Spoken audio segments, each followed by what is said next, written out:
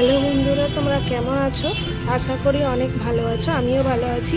আজকে নিয়ে চলে এলাম নতুন এক রেসিপি নিয়ে। এই যে এগুলো সব আমাদের গাছের করলা। তো আমি এতগুলো করলা নেব না, এই 4টে করলা নিয়েছি। এই দিয়ে আজকে রান্না করব আট ট্যাংরা।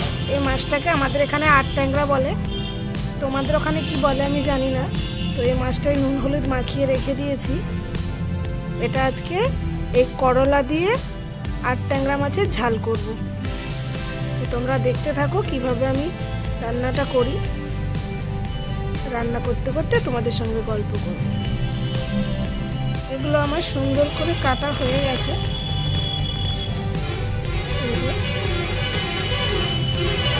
সুন্দর করে কাটা হয়ে গেছে। তোমরা অনেকেই তেতো পছন্দ করো না, সেই জন্য একটা জিনিস দেখিয়ে দিচ্ছি। এইভাবে রান্না করলে কিন্তু একটুও তেতো লাগবে না। এই যে এখানে নিয়ে নিচ্ছি জল একটু সামান্য।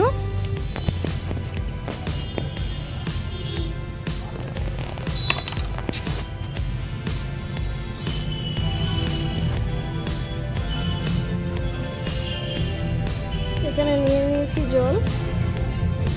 এর মধ্যে দিয়ে দেবো সামান্য পরিমাণ লবণ, আর একটুখানি দিয়ে দেবো হলুদের গুঁড়ো। এরপরে আমি করলাটাকে পুরোপুরি এর মধ্যে দিয়ে দেবো। এইভাবে ভিজিয়ে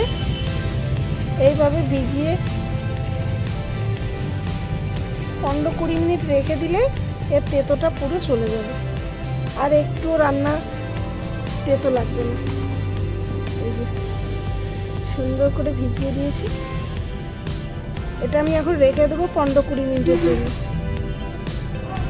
এই যে এটা কিন্তু আমার 15-20 মিনিট ভেজানো হয়ে গেছে। এটাকে আমি ভালো করে ছেঁকে নেব।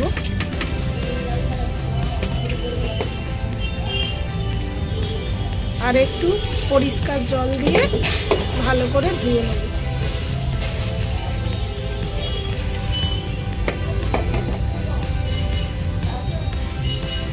হয়ে গেছে। তেলটা আমার গরম হয়ে গেছে। এর মধ্যে দিয়ে দেবো এই যে মাছ।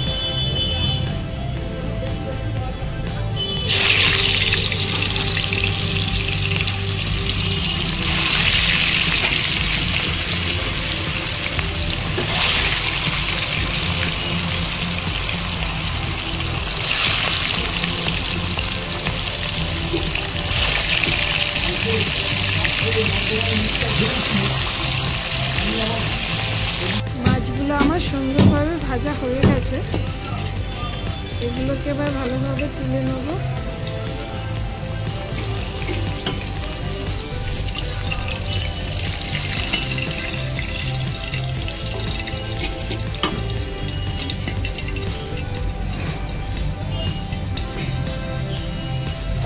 মাছগুলোকে তুলে নিয়েছি। দেখো কি সুন্দর ভাজা হয়ে গেছে। লাল লাল করে ভেজে নিয়েছি। এই তেলের মধ্যেই আমি করলাগুলোকে ভেজে নেব। এত সুন্দর গাছের টাটকা করলা।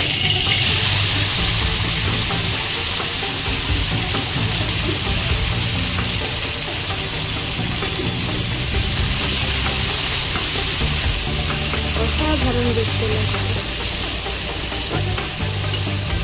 এইভাবে 5 মিনিট আমি মিডিয়াম আঁচে ভেজে নেব। আমার করলাটা কিন্তু সুন্দরভাবে ভাজা হয়ে গেছে। এই যে সুন্দরভাবে ভাজা হয়ে গেছে। এটাকে এবার তুলে নেব। তুলে নিয়েছি। মাছ ভাজার কিছুটা তেল, এই যে এটা বেশি তুলে রেখেছিলাম, এটাই দিয়ে দেবো।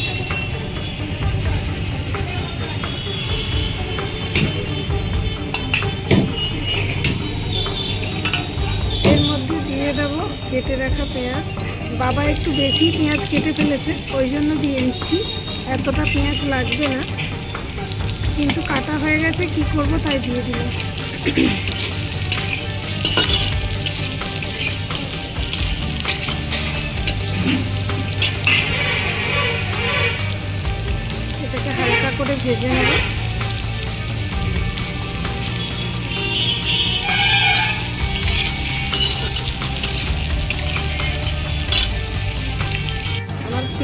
সুন্দরভাবে ভাজা হয়ে গেছে। এর মধ্যে দিয়ে দেবো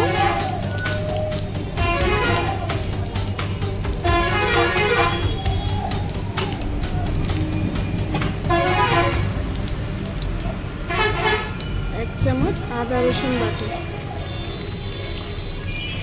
এটাকেও কিছুক্ষণ নাড়িয়ে চাড়িয়ে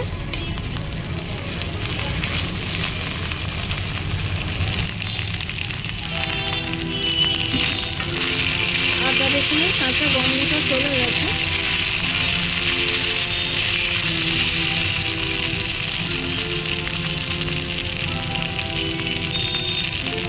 এর মধ্যে দিয়ে দেবো একটু হলুদ,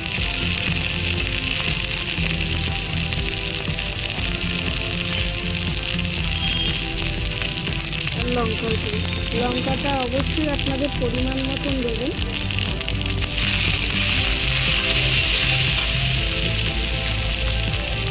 দিয়ে দেবো সামান্য লেবু। যেহেতু আমি মাঝে ভাজাতে লবণ দিয়েছিলাম,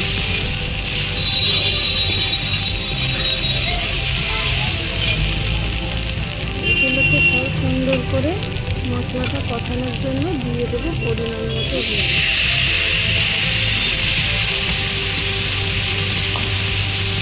একটু জল দিয়েছি।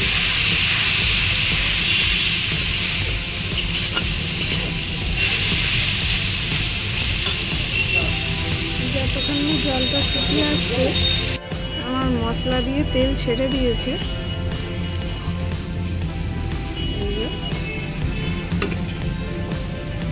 সুন্দর হয়েছে কালারটা। মশলা দিয়ে তেলটা ছেড়ে দিয়েছে মানে মশলাটা আমার কষানো রেডি। এবার এতে দিয়ে দেবো পরিমাণ মতো জল।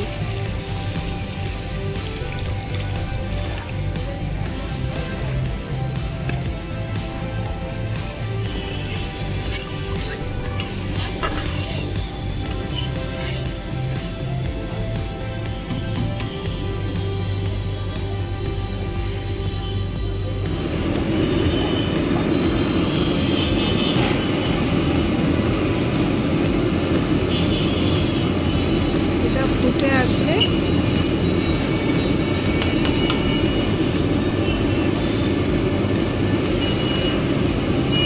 মাছের জলটা সুন্দরভাবে ফুটে গেছে। এটার মধ্যে আমি দিয়ে দেবো এই যে ভেজে রাখা মাছ।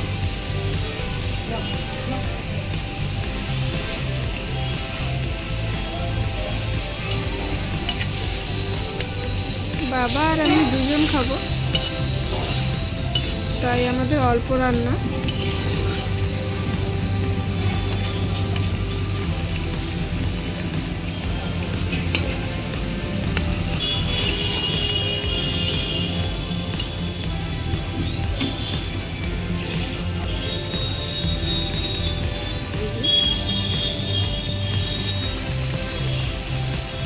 এবার দিয়ে দেবো ভেজে রাখা করলাগুলো। গাছের টাটকা করলা খেতে দারুণ লাগবে।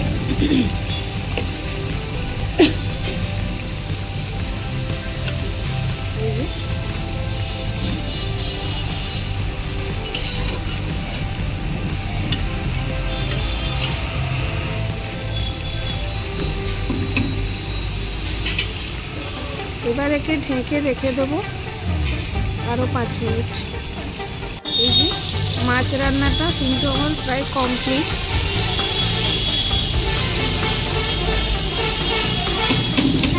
শীতের সময় কিন্তু এরকম 8 ট্যাংরা মাছ খেতে দারুণ লাগে। তো তোমাদের ওখানে এই মাছটাকে কি বলে অবশ্যই কমেন্টে জানাবে। যে লাস্টে দিয়ে দেবো ভাজা জিরের গুঁড়ো। তোমরা যত বন্ধুরা আমার ভিডিওগুলো দেখছো খুব ভালো লাগছে, কিন্তু সবাই মিলে যদি আমাকে সাপোর্ট করতে আমি একটা জায়গায় পৌঁছতে পারবো। আশা করি তোমরা সবাই সাপোর্ট করবে আমাকে, সাপোর্ট করে আমার পাশেই থাকবে। এখন মাছটাকে নামিয়ে নেব। নামিয়ে তোমাদের দেখাবো কেমন হয়েছে। মাছটাকে আমি নামিয়ে নিলাম, অসাধারণ দেখতে হয়েছে।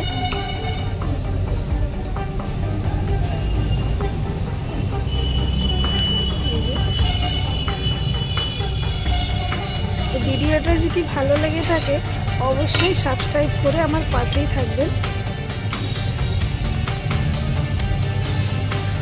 এইভাবে একবার বাড়িতে রান্না করে দেখতে পারেন, অসাধারণ লাগবে খেতে।